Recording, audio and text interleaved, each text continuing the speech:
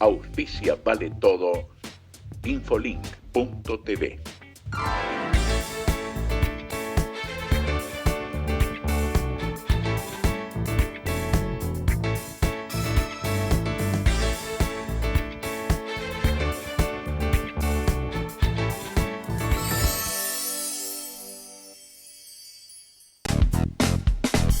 Oye, Vale Todo. Fruticultura en el Alto Valle. Problemas de competitividad. Parásitos, ¿cómo afectan a la producción ganadera? Hereford encara grandes desafíos. ¿Cómo le va? Muy buenas tardes. Aquí estamos. Buenas tardes para aquellos que nos ven en vivo. Ya estamos en vivo por Chacra TV, con Vale Todo. Y para los que nos ven después en las redes, hola. ¿Qué tal? Buenas noches, buenas tardes, buen día, lo que toque. Lo que sea. Pero aquí estamos con la información que siempre trae Vale Todo a este horario y a esta pantalla de Chacra TV. Bueno, buen viernes para todos. Estamos recién llegaditos de Agroactiva. Qué fresco, ¿eh? Pero, fresco y los zapatos sucios todavía. Sí. Pero bueno, pero hemos hecho un montón de notas que ya vamos a ir editando para compartir con ustedes. Por supuesto hablamos de maquinaria, por supuesto hablamos de cuáles son las expectativas en este año electoral. También estuvimos con el sector ganadero, que va cubriendo cada vez más espacio en estas exposiciones a campo. Así que, bueno, muchísimo material que ya vamos a compartir con ustedes.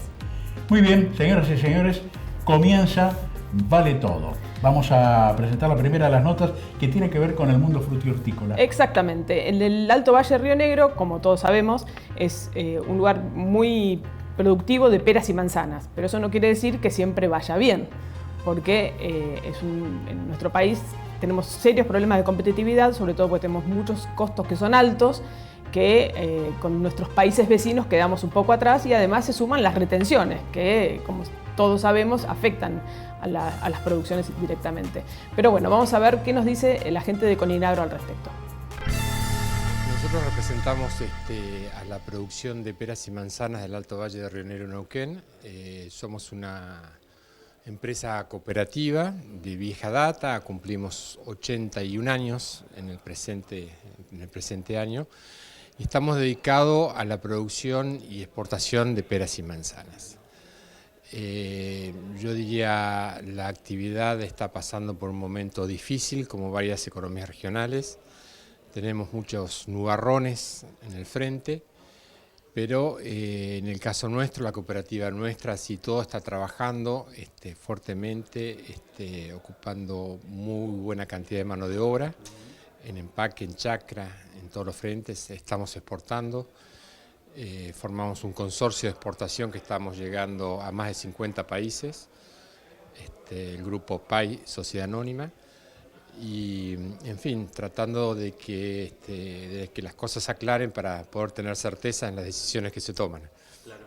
Hoy por hoy, bueno, lo último que hemos tenido, por ejemplo, aquí en Capital, el tema del frutazo, todos los reclamos y demás. Hoy, especialmente, ¿cuál es el punto que los costos no dan y que lamentablemente a veces de alguna manera se da o no, que es rentable? En general, como hablamos de una actividad de exportación y de una actividad que trabaja en contraestación, porque se exporta al hemisferio norte en los meses del año que el hemisferio norte no tiene producción. Eso significa de que se exporta, digamos, de últimos días de enero hasta junio. Es una ventana cerrada, una ventana chica, digamos, somos caros en relación a los otros países competidores del hemisferio sur. Hoy Chile es un gran exportador, un gran productor.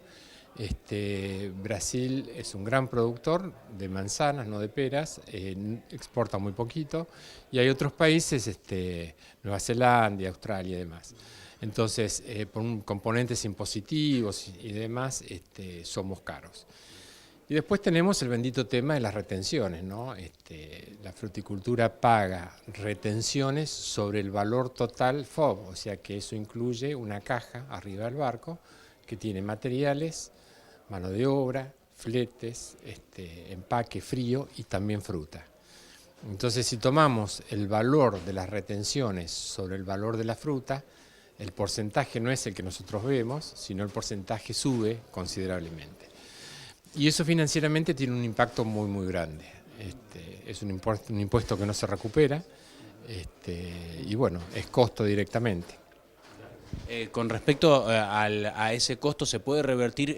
¿Son decisiones, son políticas que se tienen que tomar exclusivamente de aquí o de alguna manera se puede revertir eso a través de la competitividad? Yo lo veo complicado desde el punto de vista de la competitividad. Realmente me parece que es una decisión de política económica, una decisión importante. La nuestra es una actividad que ocupa gran cantidad de mano de obra.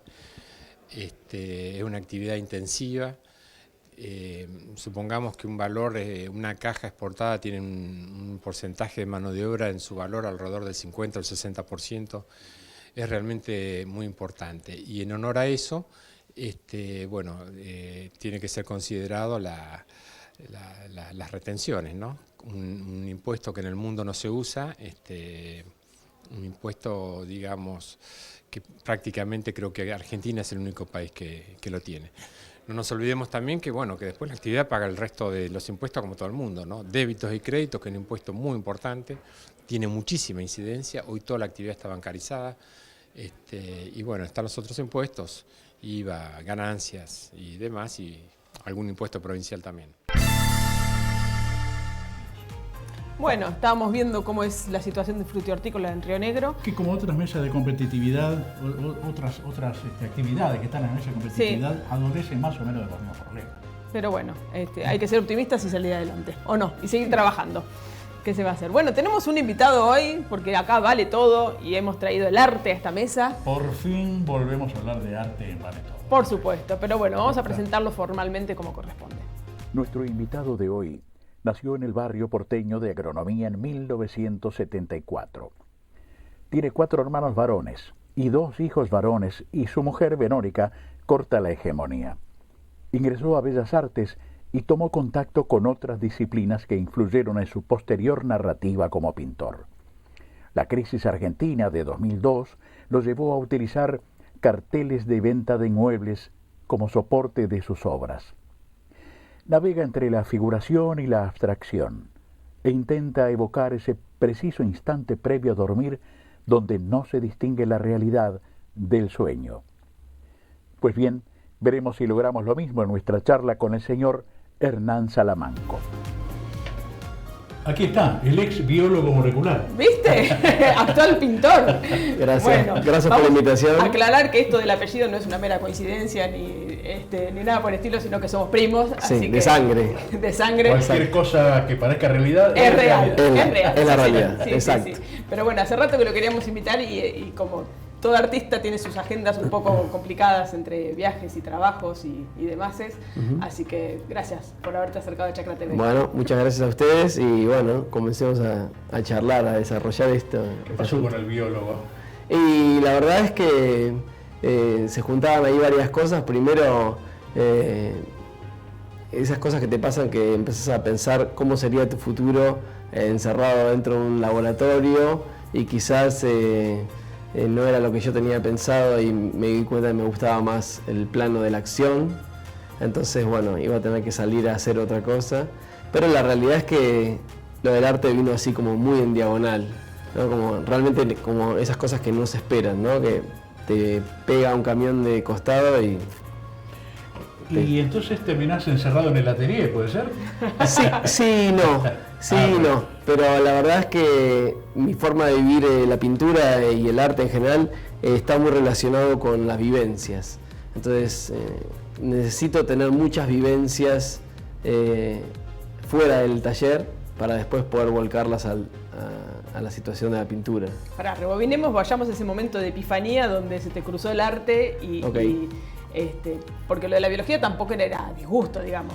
No. Lo de la biología me tenía que ver con, bueno, las materias, lo que te sucede en la secundaria, las materias con las que tenés afinidad, con las que te resulta cómodo, que te sentís que fluyen mejor. Esas eran biología, química, física, etcétera, incluso matemática. Y la verdad es que ni sabía que existía la posibilidad de estudiar arte en una universidad pública o una escuela terciaria pública, así que una compañera de la secundaria me lo sugirió, pero no para que yo estudiara, sino porque ella iba a estudiar, Me pidió que la acompañara y al acompañarla tuve con una especie de amor ahí a primera vista con el espacio, que era ahora no existe más ese lugar, o existe pero en otra función, que era la Escuela de Bellas Artes de ahí de Callao y Las Heras, con ese olor a trementina, gente saliendo y entrando manchados con arcilla, con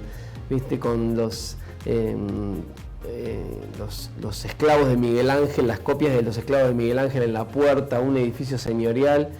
La verdad es que quedé como flechado. Solté todos los libros de biología y todo.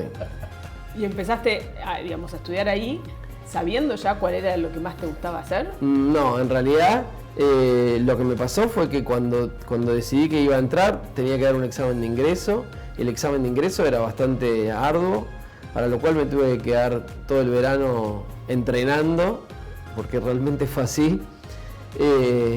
Y me costó conectar al principio porque yo nunca había tenido una educación formal de arte y de repente me encontraba, no sé, manipulando carbonillas, elementos fuera de lo común, que puede ser el lápiz, la goma, no sé, cosas escolares, ¿no? Digamos. Y bueno, tenía que dar varias cosas en el examen, como por ejemplo dibujos a carbonilla, pintura al óleo, etcétera, etcétera, y lo había visto de afuera, pero hacerlo... ¿Tenías alguna formación en el dibujo, alguna tendencia? Sí, lo que pasó ahí fue que al entrenar con un profesor que una de mis abuelas me sugirió, empecé como a tener mucha injerencia y amor por la disciplina, tanto por el dibujo como por la pintura.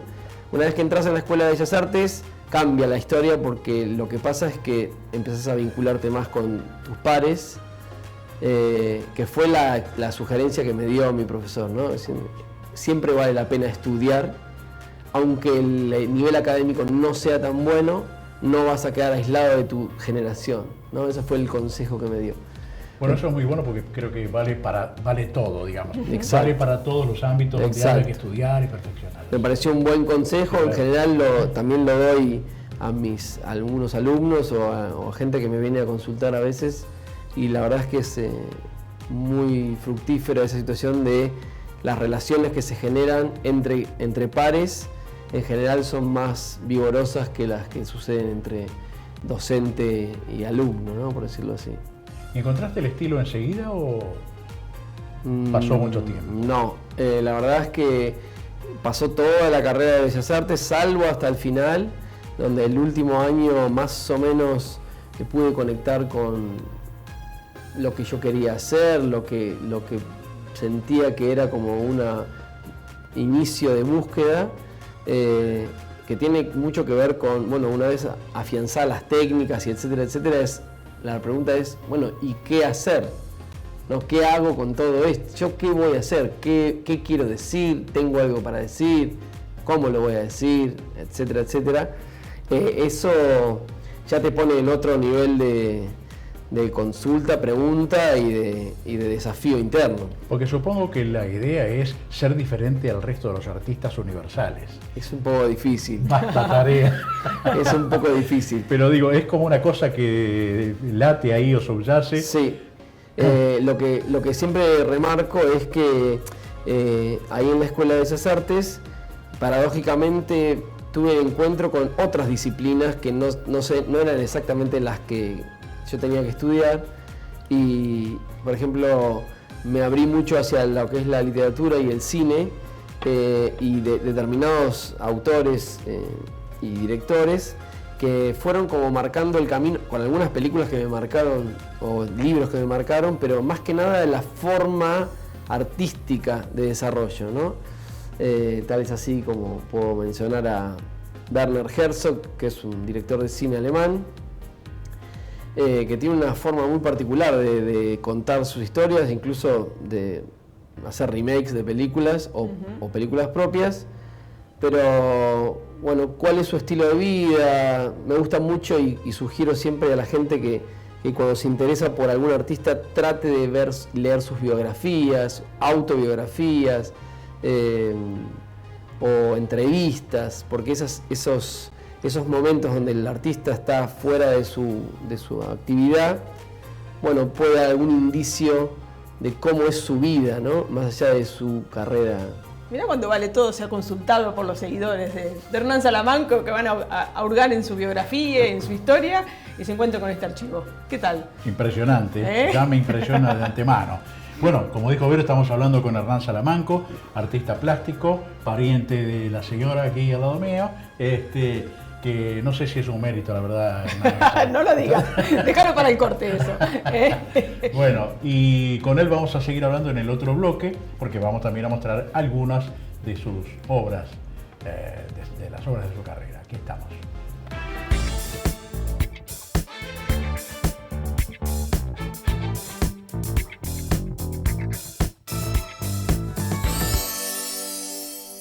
Redondo, Mainero.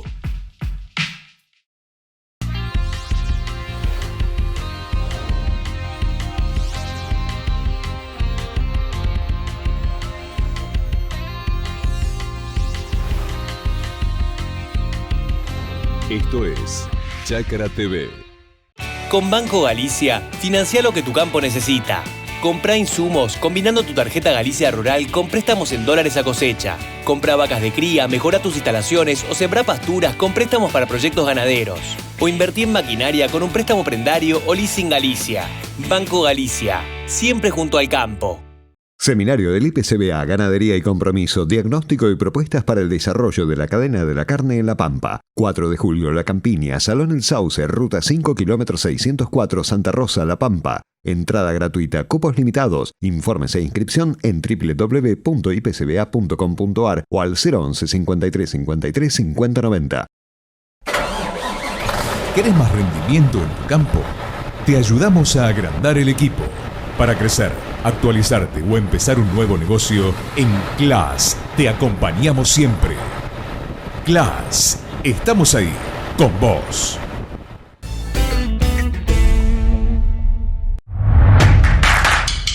Siempre adelante. Nueva pulverizadora CIA con motor delantero de PLA. Equipada con sistema integrado de aplicación. El modelo que faltaba para tener la línea de pulverizadoras más completa del mercado. Fly around across the endless night, learning how to live, riding through the back. You rode, living underwater, you were still undiscovered, looking through the mirrors, learning how to breathe without the quarters you give. Rotoenfardadoras Mainero, un negocio redondo, alta capacidad de compactación, gran productividad y el mayor rendimiento, con atador de hilo y red y sistema de cúter o tradicional. Hable hoy con su concesionario Mainero, tenga el mejor equipo, los mejores rollos y cierre un negocio redondo. Mainero. Chacra TV Noticias llegó a El 9 para brindarte toda la información acerca de la realidad de nuestro campo. Cada mañana, las innovaciones y tendencias en robótica, drones, tecnología satelital, big data, genética, entornos controlados y mucho más. Juntos descubriremos la importancia de conocer cómo llegan los alimentos a tu mesa, el avance de la agricultura inteligente y las nuevas formas de producción sustentable que mejoran la productividad y protegen el planeta. Las claves de la siembra, cosecha y almacenamiento de granos y también del manejo de la hacienda, mercados, agronegocios y reportes climáticos. Todo lo que tenés que saber sobre el principal sector exportador y generador de divisas del país está en Chacra TV. Está en el 9. De lunes a viernes a las 6:30 de la mañana, con la conducción de Karina Rodríguez y la participación de un destacado equipo de especialistas.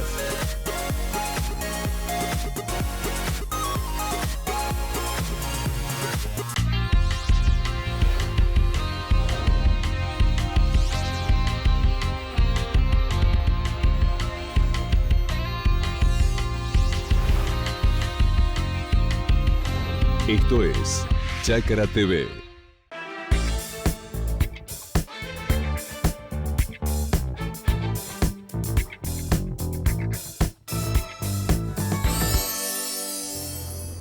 advertencia, vayan a buscar lápiz y papel. Porque siempre que tenés el papel, el lápiz no funciona. Claro, Cuando el lápiz sí, funciona, sí, no sí. tenés el papel. Vengan precavidos porque le vamos a tirar un teléfono y un par de datos para que puedan participar del concurso por un taladro a baterías. Sí, lo mostramos la semana pasada, no lo voy a traer todas las semanas, ahora ya lo conocen. Es un taladro atornillador inalámbrico y es muy fácil la consigna. ¿En qué sos experto? El taladro es marca Experto y nos dio como el piecito como para hacer esta consigna.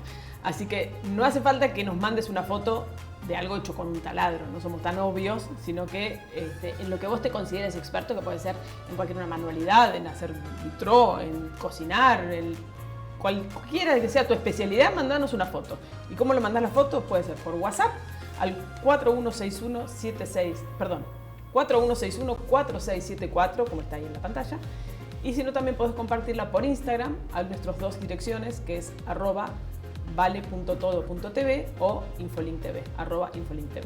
Esperamos tus fotos y las iremos mostrando como solemos hacer en este programa al cierre del programa. Bueno, hay que agradecerle a Babilco, que ha puesto a disposición de todos ustedes un taladro a batería. Es muy lindo. Es muy lindo, es muy práctico. Muy lindo, muy práctico, muy Sí, señor. sólido parece, así Sí, que sí. van a tener un buen premio. Participen ya. Muy bien. Señoras Bueno. y señores, estamos hablando con Hernán Salamanco. Exactamente, y estamos hablando un poco de todo, cómo es esto. Y en el corte yo me acordaba de cuando Hernán trabajaba en restauración, que es algo muy delicado. Bueno, sí, la verdad es que estuve ahí fue parte de mi enseñanza y de consolidación de cierta situación de oficio, ¿no? Porque hay mucho del oficio que se aprende observando y cuando tenés la posibilidad de tener ese ojo de rayos X que se sucede en la situación de restauración, bueno, uno puede ver cómo plantean las obras antiguos maestros, puede ser de arte argentino o de arte internacional.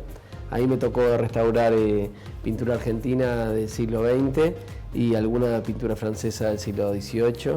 Así que bueno, vas viendo cómo son las capas, cómo son los planteos, etcétera, etcétera.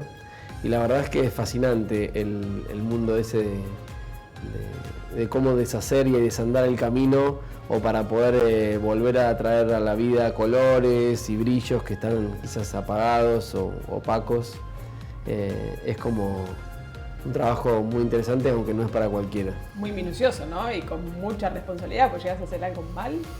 Sí, digamos que siempre tenés un margen para poder ver dónde te ubicás. Y obviamente hay escuelas de restauración que tienen distintos enfoques, digamos, ¿no? O sea, si son más invasivos, menos invasivos, o sea, si marcan, por ejemplo, el faltante de pintura o intentan retocarlo o hacer como que, bueno, eso, como que hay distintos tipos no soy experto, pero hay distintos tipos de especialidades al respecto.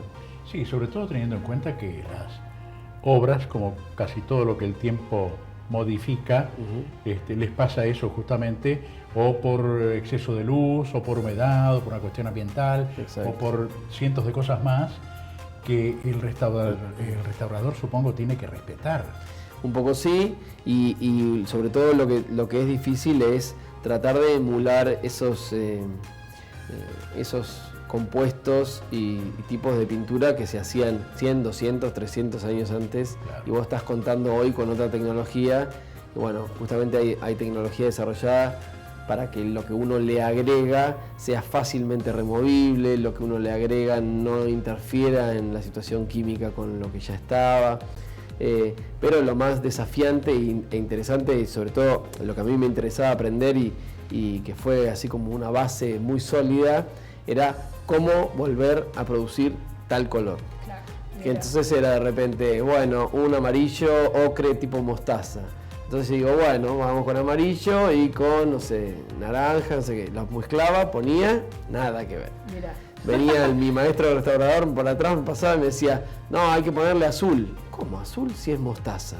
Ponía azul, mostaza. Y daba el color. Mirá lo que es el oficio, ¿eh? Todo eso para sacar una manchita de humedad. Y tu sello personal fueron los carteles de inmobiliaria. Bueno, sí, eso vino un poco ahí después de probar y probar y probar cosas de oficios, de soportes, de cómo ir sintiéndose cómodo en cómo empezar a pintar y trabajar. Y la verdad es que no daba mucho pie con bola al principio, me sentía muy incómodo con la tela, el papel, siempre me parecieron muy frágiles, muy como que con los cambios de humedad y cómo guardarlos, siempre se me terminaban ensuciando. Yo hacía un trabajo muy pulcro y minucioso y no tenía forma de guardarlos bien, y a veces los guardaba bien y justo entraba una gotera, ¿no? Y los carteles estos que una vez post crisis 2001 la gente salió a vender sus casas para tener cash, y la verdad es que era algo tremendo, y a la vez como esas escenas de la vida cotidiana que se ven modificadas por algo totalmente abrupto. Y el barrio donde yo vivía, que era Villa Crespo, de repente eran 20, 30 carteles por cuadra. Entonces, porque la gente en los edificios, en los PHs, ponía carteles por todos lados. Sí. Y ahí pensé que podía ser un buen soporte, ¿no? ¿Cómo te hiciste del primer cartel, digamos? Y creo que fue, abajo de los carteles hay un cartelito chiquito que es donde cuál es el taller que los produce. Okay. Entonces llamé por teléfono y fui a ver el lugar ahí donde los producían, ¿no? Y se usa mucho el reciclado porque reciclan todo el tiempo, Entonces yo fui con la loca idea de comprar 2 carteles, que eran algo absolutamente inusual, porque la gente, las inmobiliarias reciclan, compran 100, van reciclando, en realidad nunca los compran. Claro. Yo me los compré para llevármelos. Entonces me pedí unos bien grandes y me los llevé a mi casa. La verdad que cuando empecé a pintar, eso como que cumplía con muchos requisitos de los que yo estaba buscando. Fue así como un total match. Acá en el próximo bloque vamos a empezar a mostrar algunas fotos de obras tuyas pintadas sobre carteles, para que la gente vea cuál ha sido la transformación, porque si no estamos hablando un poco en el aire, sobre algo que no podemos ver. Bueno, lo vamos a ver en el próximo bloque. Pero quería hacerte una pregunta. ¿Las telas o los soportes, que no son los carteles, son afectadas, entre otras cosas, por parásitos? Podría ser. ¿Sí? Mira vos. Bueno, la ganadería sí. Y de eso vamos a hablar con Pedro Estefan. Sí, que le hicimos una nota, es un médico veterinario especialista en sanidad animal y sobre todo en lo que son parásitos endógenos y exógenos de los animales. Le dice que hay que convivir un poco con los parásitos, pero sin llegar al punto donde afecten a la producción y afecten a los números, que es lo que le preocupa al ganador. En la vida social muchos convivimos con muchos parásitos todo el tiempo. Exactamente. Pero bueno, vamos a ver qué nos dice, qué recomendaciones dio el señor Stefan, que lo hizo en el marco de un seminario del IPCBA. Son enfermedades muy amplias. Normalmente hay endoparásitos internos, hay parásitos externos, el caso de la sarna, los piojos, la garrapata. Hay parásitos que afectan a la sangre de los animales, el caso de la tristeza, que la transmite la garrapata, y los parásitos internos que son las lombrices, y algunos más planos que son las tenias. O sea, tenemos un zoológico de parásitos realmente. Entonces, obviamente no se puede tratar un tema tan amplio, así que nosotros normalmente concentramos las charlas en una parte de ellos. Hoy particularmente vamos a concentrar en el tema de los parásitos internos, los parásitos redondos, el cual a través del tiempo han generado una instancia bastante complicada de control, en función que las nuevas tecnologías de producción han intensificado los sistemas y se ha favorecido la transmisión de la enfermedad en los animales, entre animales, en las pasturas también, complicando muchísimo la ganancia de peso de los animales, sobre todo en determinado periodo del año.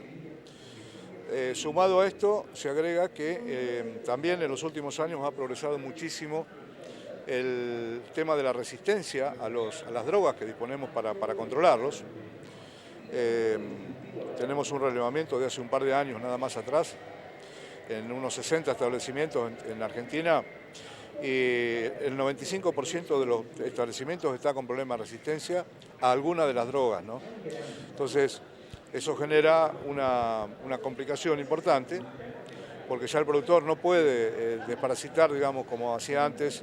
Bueno, ya que encierro desparasito, o veo a los animales un poco feos o con algo de diarrea, los desparasito, sino que hay que hacer un diagnóstico en cada campo realmente de ver cómo andan las drogas, cuál es la que funciona, cuál es la que no funciona. Y en base a eso, entonces ahí sí hacer un buen programa de control, que eso lo tiene que hacer con un veterinario, no hay vuelta ya, ¿no es cierto? No se puede seguir trabajando a ciegas. Hay que hacer análisis, hay que hacer seguimiento de las tropas, hay que buscar los momentos oportunos para desparasitar y de esa manera, digamos, se va a poder controlar sin problemas, ¿no? Pero como venimos hasta ahora, es realmente una pérdida muy, muy grande en términos de kilos de carne y en términos de la compra de antiparasitarios que se usan y no funcionan, ¿no? ¿Hay algún momento del año o algún evento climático que sea como más proclive para que surjan los parásitos? Bueno, hablando de los internos, el periodo crítico es entre el destete, que normalmente es a fin de verano, principio de otoño, y la primavera. O sea, cuando empieza a crecer el pasto de la primavera, ahí ya el problema se atenúa, pero son 7, 8 meses, 6 meses, dependiendo del momento que uno desteta, los cuales hay que tener muchísimo cuidado porque los animales pueden perder 20, 30 kilos de peso cada uno, ¿no? Sin que nos demos cuenta, es la famosa pérdida subclínica que no nos damos cuenta. Si el animal ya tiene diarrea, tiene síntomas de parásitos, se puede esperar pérdidas de 40 a 50 kilos por animal, que es muchísimo, digamos, la ruina del sistema, ¿no? ¿Y con un control parasitario adecuado se puede revertir la situación y recuperar el animal? La situación es que, digamos, sobre pasturas es difícil prever que no haya parásitos, siempre va a haber parásitos, o sea, uno tiene que convivir con ellos. La idea es justamente montar un buen programa de control, de seguimiento de las tropas, para encontrar el momento oportuno y minimizar esas pérdidas que produce. Y eso se logra, podemos esperar una merma a lo mejor del 5%, que bueno, queda en manos de los parásitos, pero no entregar 20, 30 kilos por animal, ¿no? ¿Cuál es la frecuencia recomendada para una visita veterinaria en un establecimiento ganadero? Bueno, desde el punto de vista de control, nosotros lo que recomendamos, según el sistema de producción, ¿no? Porque de acuerdo al sistema de producción está el riesgo de la infección parasitaria. Entonces, en los de alto riesgo, indudablemente hay que ir todos los meses, sacar muestras, incluso sin encerrar los animales, pues se pueden tomar muestras de materia fecal en la misma pastura y hacer los análisis a partir de ahí y hacer el seguimiento. Depende también si el año viene lluvioso o viene seco. Si viene seco, los muestreos se pueden estirar porque va a haber menos riesgo de la enfermedad. Si viene lluvioso, hay más riesgo, por lo tanto hay que acortar los periodos de muestreo. Pero podemos decir que entre 1 y 2 meses es una frecuencia que podría funcionar bien.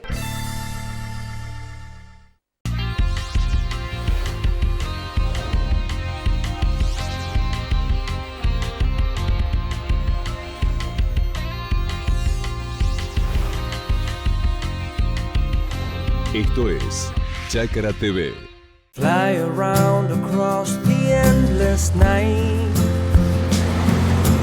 learning how to live, riding through the back. You roll beneath the water, you were still undiscovered, looking through the mirrors, learning how to breathe without the quarters you give. Seminario del IPCBA, Ganadería y Compromiso, diagnóstico y propuestas para el desarrollo de la cadena de la carne en La Pampa. 4 de julio, La Campiña, Salón El Sauce, Ruta 5, kilómetro 604, Santa Rosa, La Pampa. Entrada gratuita, cupos limitados. Informes e inscripción en www.ipcba.com.ar o al 011 53 53 50 90. Rotoenfardadoras Mainero, un negocio redondo, alta capacidad de compactación, gran productividad y el mayor rendimiento, con atador de hilo y red y sistema de cúter o tradicional. Hable hoy con su concesionario Mainero, tenga el mejor equipo, los mejores rollos y cierre un negocio redondo. Mainero.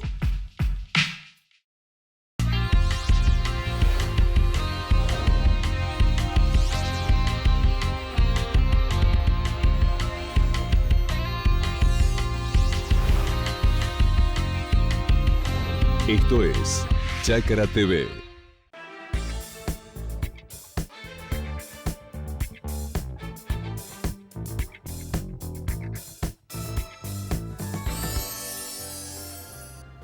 Una de las metas de la nueva gestión de la Asociación Argentina de Criadores de Hereford es realizar un congreso mundial en el año 2024, aquí en la Argentina. Están trabajando mucho para eso y de hecho están incrementando su agenda, están tomando un poco más de protagonismo en las cuestiones promocionales y están acercándose cada vez más al productor, a la gente y a un futuro que para Hereford es muy promisorio. Como toda nueva gestión, arranca con mucho entusiasmo y con muchas ganas de hacer cosas y bueno, lo contagia de Latour en esta nota. Y ojalá ¿no? que perdure. Acá tenemos a Alejandro de Latour, que lo cuenta con gran solvencia, además, con un gran conocimiento y con mucha claridad de detalles.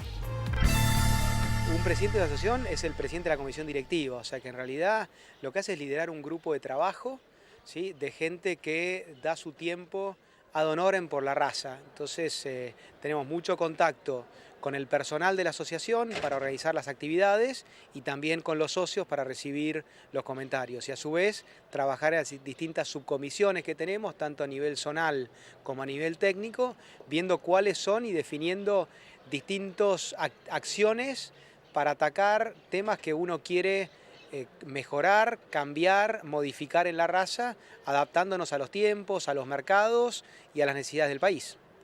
El principal objetivo que tenemos es volver a crecer. Realmente sabemos que hemos en los últimos años desarrollado un Hereford muy productivo, animales muy útiles y eso hoy se ve. Hace unos días hablaba con un consignatario que me decía el Hereford que estamos viendo es el mejor Hereford que vimos nunca. Entonces aprovechar eso para crecer. Creemos que los mercados de exportación que se abren son un trampolín que tenemos que aprovechar porque si hay una de las virtudes que tiene la raza, la posibilidad de hacer un novillo pesado por un lado o también hacer un novillo liviano para el mercado interno. Entonces tiene una flexibilidad que tenemos que aprovechar muchísimo. El otro desafío grande que estamos teniendo, que queremos hacer, es toda la parte regional. ¿Sí? Poder nuclear a los socios de las distintas regiones y que todos tiremos juntos y que el Hereford siga creciendo en todas las regiones con las particularidades de cada región en particular. Hay zonas donde la raza pura es lo más importante, si caso la Patagonia, donde es todo Hereford, otras regiones donde hay muchas vacas de otras razas que podemos aportar el vigor híbrido del Hereford como raza cruzante. Entonces trabajar en esos dos aspectos. También el tercer tema que tenemos muy en la cabeza es insertarnos un poco más en el mundo de la parte genética. Por suerte están abriendo las posibilidades de exportar reproductores en pie y también trabajando de cenaza por exportación de semen y embriones que teníamos cerrado, lo que hizo que mucho tiempo no trabajásemos en eso. Así que esa es una actividad a la que le vamos a dedicar bastante tiempo. Y como una idea, es un sueño, veremos si lo podemos hacer o no, el año 2024 la asociación va a cumplir 100 años. Y justo coincide con la realización del Mundial de la Raza que se hace cada 4 años. Si queremos ver si podemos lograr que se haga en Argentina. Hay que coordinar con los otros países del mundo, puede ser difícil porque se hizo en Uruguay hace 4 años, entonces no tocaría por rotación, pero lo vemos como un desafío interesante de traer al mundo Hereford a la Argentina para que vuelvan a ver nuestra genética. Que aclaro, la última vez que se hizo fue en el año 2000. A ver, el Hereford hoy está, no tengo los países, pero está en todos los continentes. ¿Sí? O sea, es una raza muy fuerte en lo que es Norteamérica, tanto Estados Unidos como Canadá. En Sudamérica, fuertísima en Uruguay. Después lo que es Sudáfrica, Australia y Nueva Zelanda también son países con un Hereford muy desarrollado. Y hay también en lo que es Europa, que obviamente rodeos mucho más chicos. Desde el punto de vista de las diferencias, en Argentina tenemos un Hereford muy funcional que se fue desarrollando durante muchos años y muy adaptado a la genética pasto.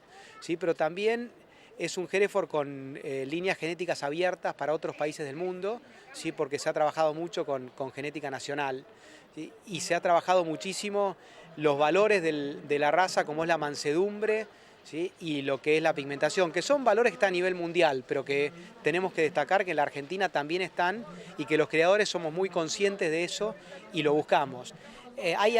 Creemos que, digamos, si uno mira lo que es Europa o lo que es Estados Unidos, acá hay un reservorio Hereford prácticamente único, ¿sí? Y que queremos mostrarlo en el mundo para que podamos participar también en los mercados globales.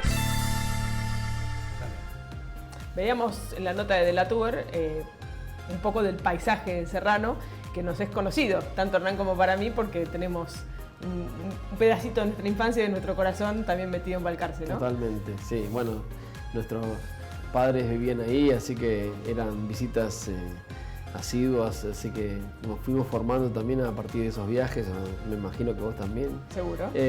Y lo tenemos muy presente. De hecho, bueno, hace unos años me convocaron para pintar un mural en una esquina de un club muy tradicional de Balcarce y no tuve ninguna duda en ir y poner mi pintura y unos días memorables para tener ese pedacito de ciudad con mi recuerdo. ¿Cuánto de mural has hecho vos? No mucho en realidad, porque siempre tuve como la situación de esto del paso del tiempo y de lo impredecible de la ciudad o de el que va encima o el que va a vandalizar y siempre me sentía como medio en un lugar medio incómodo, sobre todo si le pones mucho empeño y no estaba preparado para que rápidamente sea vandalizada, tapada o eso. Entonces, bueno. Habías abandonado la idea del restaurador. Exacto. De tus propios murales. Exacto, sí. No podía lidiar con eso. Bueno, vamos a empezar a compartir un poco de tus obras. Hablamos en el bloque anterior de cómo era el trabajo con los carteles de inmobiliaria y ya de por sí arrancás a lo grande. Ok. El tamaño grande. Sí. ¿Qué es esto que estamos viendo? Esto que estamos viendo se llama El viaje de Wilson y fue una obra que presenté en el Centro Cultural Recoleta en el año 2015. Está compuesta de 24 paneles de 1 metro por 1 metro cada uno y es un poco cuando me invitaron ahí a participar. Son como 4 etapas. Hay gente que le llama las 4 estaciones, otros que le ponen sus nombres diferentes. Era una especie de resumir en una obra distintas etapas por las que había pasado mi producción. Un poco eran los cuadros de nieve, otros eran de la selva, otros eran los nocturnos y otros los reflejos como el que estamos viendo ahora. Más allá del reflejo que el material genera, esos reflejos que se ven son de la chapa, que son indefectibles porque como son reciclados tienen todas torsiones y situaciones que una de las cosas que más genera es la inclusión del espectador dentro de la propia obra. Quiere decir que si uno se traslada por la obra con un suéter rojo, por ejemplo, entonces ese rojo comienza a transitar en la obra, entonces es un color que entra de afuera. Ayuda al viaje de Wilson. Exacto, lo mismo pasa con el sol, lo mismo pasa con las sombras que se pueden proyectar del exterior y etcétera, etcétera. Volvemos a la primera foto, si pueden, chicos, porque es un trabajo enorme. Si cada panel tiene 1 metro por 1 metro, son 12 por 2, sí, claro. 12 metros por 2, sí.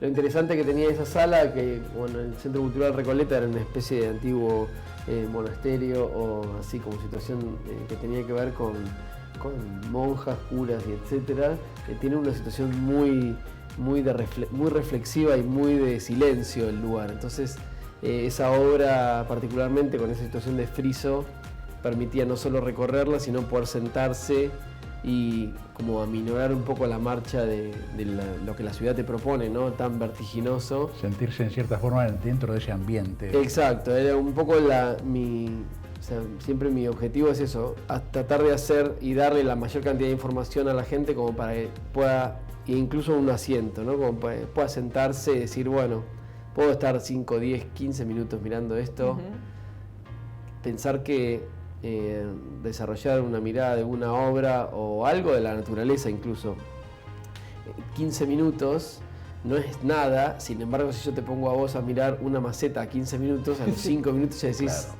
qué delirio, todavía me falta el triple de tiempo. Pero todas las cosas que uno puede aprender del tiempo de observación no te lo da nada. Nada te da lo que te da el tiempo. Vamos a ver más cuadros y obras de Hernán, por favor. Porque vos tenés tenés varias series, tenés Cascadas, tenés El viaje de Wilson, hay varias dentro de una misma serie. ¿Qué es esto, Hernán? Estas, digamos, muchas están interconectadas las series.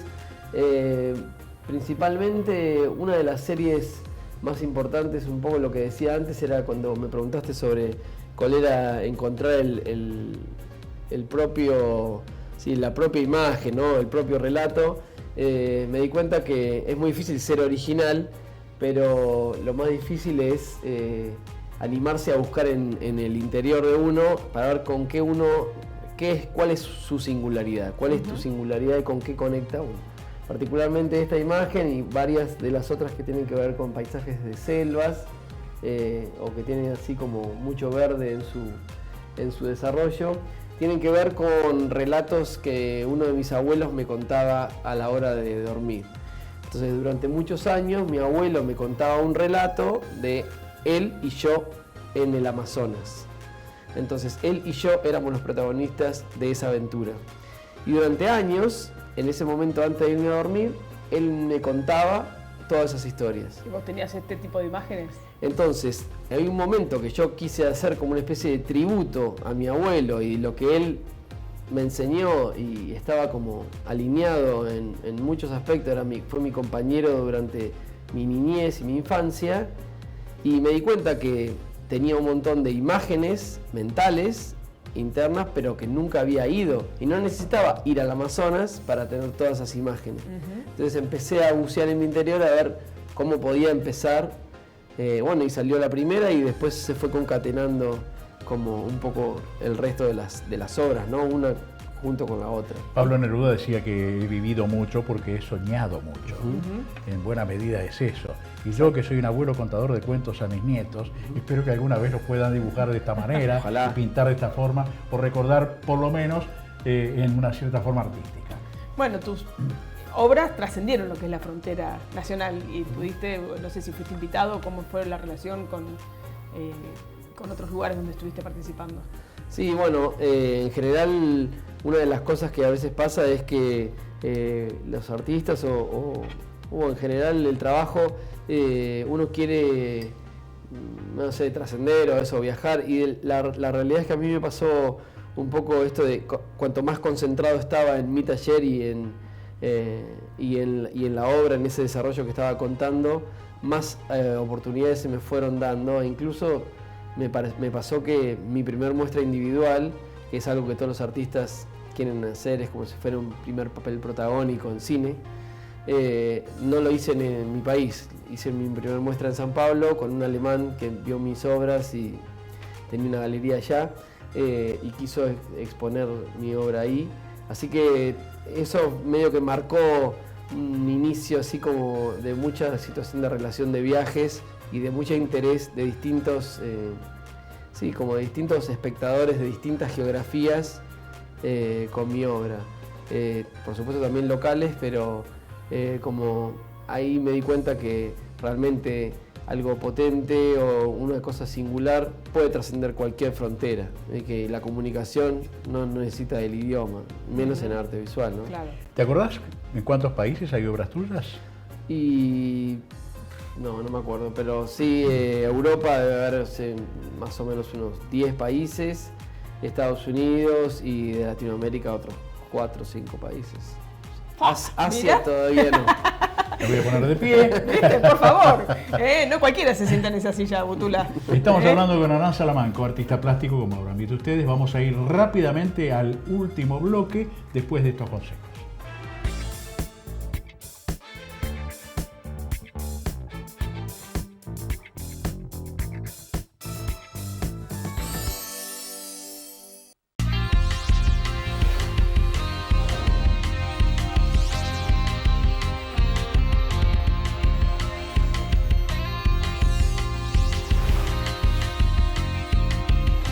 Esto es Chakra TV.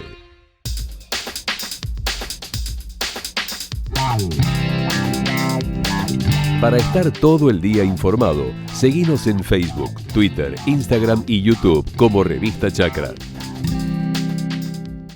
Con Banco Galicia, financia lo que tu campo necesita. Comprá insumos combinando tu tarjeta Galicia Rural con préstamos en dólares a cosecha. Compra vacas de cría, mejora tus instalaciones o sembrá pasturas con préstamos para proyectos ganaderos. O invertí en maquinaria con un préstamo prendario o leasing Galicia. Banco Galicia, siempre junto al campo.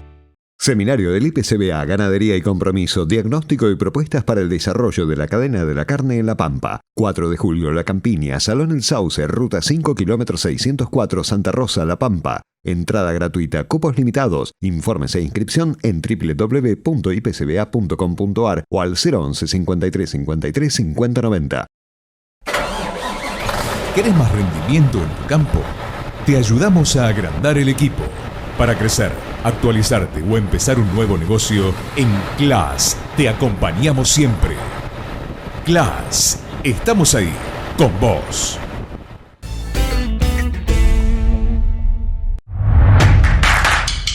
Siempre adelante. Nueva pulverizadora CIA con motor delantero Depla.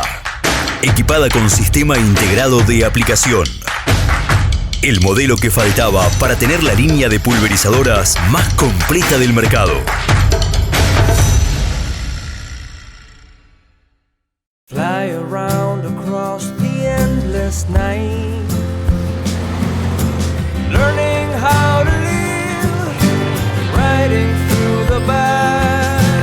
You roll beneath the water, you were still undiscovered, looking through the mirrors, learning how to breathe without the quarters you give. Rotoenfardadoras Mainero, un negocio redondo, alta capacidad de compactación, gran productividad y el mayor rendimiento, con atador de hilo y red y sistema de cúter o tradicional. Hable hoy con su concesionario Mainero, tenga el mejor equipo, los mejores rollos y cierre un negocio redondo. Mainero.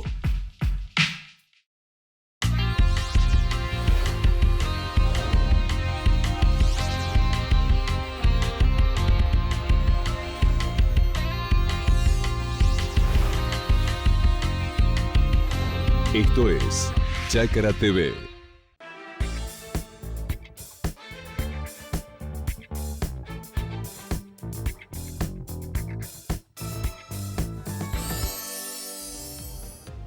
Y esto porque nosotros ya le damos todo servido a los futuros investigadores de Hernán Salamanco y de su biografía. Entonces vamos a mostrar un poquito también otras cosas que hace Salamanco, además de pintar, que es cocinar. La excusa perfecta. Bueno, a ver, tenemos Día de la Bandera, que suponemos que hay acá. ¿Qué cosas hay en el Día de la Bandera? No, en realidad, bueno, es un poco eso, como es un libro que compila situaciones de gente que se junta a celebrar días tradicionales, patrios, y que hace algo alusivo a esa situación de ese encuentro. Particularmente me convocaron para hacer un guiso de lentejas, que es una especie de especialidad. Y bueno, esta situación de cocinar para muchos creo que está heredada de las familias y además me di cuenta que con los años me cuesta mucho menos cocinar para 50 que para 3. Ay, sí. ¿Y te gusta cocinar? Me encanta cocinar y además, bueno, está muy relacionado con la situación de la producción artística también, ¿no? Porque es mucho esto de mezclar, ver proporciones. Lo que pasa es que la cocina entra mucho por los ojos y bueno, por el paladar y a la panza. Pero, seguro, sí. Pero en ese sentido hemos tenido con Vero esa situación de privilegio de contar con una abuela italiana súper maestra de la cocina y que todo un montón de recuerdos están atravesados por la situación de no solo de comer, sino de ver cocinar. De ver cocinar, de compartir una receta, la verdad que nos ha marcado a todos. ¿En tu obra está la gastronomía también o la gastronomía es otra de tus obras? No, me parece que la llevo como medio escondida ahí, pero o relegada, pero no le escapo a que algún momento deje un paréntesis de la pintura y me ponga a cocinar, a armar un restaurancito en algún lado. Ay, qué bonito. Bueno, ¿y en tu casa quién cocina? ¿Vero o vos? ¿Vos? Muy bien. Obvio. Pero este es el momento del bloque en que se llama Mangazo. Bueno, no, está bien. Algún día tendremos, aunque sea un dibujito, Por modesto supuesto. para poder sortear con Dale. nuestros amigos y compartir el arte de ¿Cómo Hernán no? Salamanco. Dale. Digo yo. Porque Sí, y vos también podés participar mandando una foto de este guiso de lentejas. Cuando hagas el próximo, mandanos acá, participás Perfecto. por el taladro. Lo voy a tener Si súper en es tu cuenta. especialidad, Ahí podés está. participar. Y Qué hacemos lindo, así, ¿eh? un toma y daca. Arte y taladro. No, y además el taladro es una herramienta súper yo necesito y Sí. tengo y uso, así que bueno. Muy bien, bueno. Por eso estamos en Vale Todo. Bueno, ¿y cuál es tu próximo paso, Hernán? Ok. Estamos preparando ahora un proyecto de arte público para un parque en Miami, para la época de diciembre, que es la feria de arte que se hace allí en esa época del año. Y Diciembre en Miami. Diciembre en Miami, y también para fin de diciembre estoy preparando lo que sería la segunda participación en un festival de arte al aire libre en Uruguay, en un pueblito muy chiquito que se llama Garzón, que va a haber una obra también ahí. ¿Laguna Garzón? No, se llama es Garzón, que es en medio del mes, más en el campo, más adentro. Y la verdad es que fui el año pasado, participé y quedé completamente enamorado de todo, del pueblo, de Uruguay, de la experiencia, de mi obra montada al aire libre. Tengo unas fotos con caballos merodeando y comiendo gramilla cerca de la obra. Bueno, situaciones muy distintas a las que estoy acostumbrado, ¿no? De poner la obra en situaciones más serias o de recintos cerrados, ¿no? Museos, galerías, etc. Esto fue así como una especie de aire fresco y posibilidad de mostrar mi obra, porque los carteles permiten verlos al aire libre. Claro. Sí, sí, sí. Bueno. Entonces, bueno, Eso por sí, ahí. extraordinario. Y por ahí viene la cosa. ¿Algo más tenés para...? Por ahí viene la cosa. Y después, bueno, sigo pintando, doy clases. Supongo que te debe demandar mucho trabajo armar una muestra de esa naturaleza. Sí, bastante. Por suerte tengo asistencia, cada tanto cuento con bastantes asistentes o algunos asistentes que me ayudan y bueno, el trabajo de organización a veces está... Logística, ¿no? Porque son tamaños cuadros también. Sí, sí, y además hay que producir a veces las estructuras y hay que producir distintas cosas y hay que estar como siempre adelantándose a minimizar los riesgos de cualquier situación que se pueda presentar, porque sobre todo quizás vas con el tiempo muy jugado y tenés que tener, bueno, varias opciones para saber que si te pasa A, tenés B y C, ¿no? Pero bueno, eso también lo va dando un poco el rodaje y la experiencia, que al principio uno estaba más corriendo y después, bueno, sí, bueno, vas pudiendo planificar un poco más. Bueno, esto ha sido muy interesante. Me gusta hablar de arte, me gusta conocer a los artistas.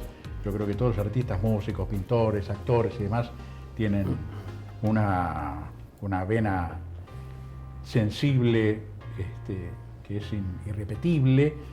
Y me parece además que nos has explicado bastante bien cómo te metiste en este mundo, bastante bien, no, digo, muy bien, cómo te metiste en este mundo del arte, dejaste la biología. ¿Volverás algún día a la biología molecular? No creo. Tal vez en la cocina te venga bien eso. Ay, ¿quién te dice? Que ahora- Cocina molecular la veo un poco más. Sí. Bueno. Sí. Así que, Hernán, bueno, queremos agradecerte y desear que aquellas personas que van y se sientan en el banquito frente a tus obras perduren también allí. Y No se sé tomen si el tanto tiempo. como tus Ojalá. obras, pero Sí, que sí, se las sí. lleven en el alma. Ojalá, ojalá. Y gracias por la invitación. Y bueno, uno siempre está como interesante tener canales de difusión como este, pero una cosa que siempre repito es que traten de ir a tener la experiencia en vivo. Ver las obras en vivo, no hay que dejar que nadie les diga qué es lo que hay que mirar, cómo hay que mirar, sino que hay que ir y tener la experiencia en vivo. Este programa que llega a mucha gente, obviamente vinculada con el campo, Seguro. Chácara TV es el campo prácticamente. De modo que lo que hacemos acá y a la gente a la que nos dirigimos es la gente que a lo mejor no puede ir al pueblo Garzón a ver tus obras en el ámbito rural. Pero sí a Balcarce. Y o en tal vez Tres, digamos, surja sí. alguna idea de repetir esa experiencia en alguno de nuestros pueblos acá en la Argentina. Me encantaría. Bueno. Sí, abierto a todas nuevas horizontes. Muy Si bien. surge alguna inquietud al respecto, se comunican con el programa, los pondremos en contacto con Hernán y allá iremos con el arte a otra parte. Muy bien, bueno. Nos vemos la semana que viene, que vamos a traer todo lo de Agroactiva que prometimos. ¿Sí? ¿Todo? Bueno, un poquito. El resto lo van a encontrar en infolink.tv. Nos vemos, gracias. Nos vemos la semana que viene, gracias.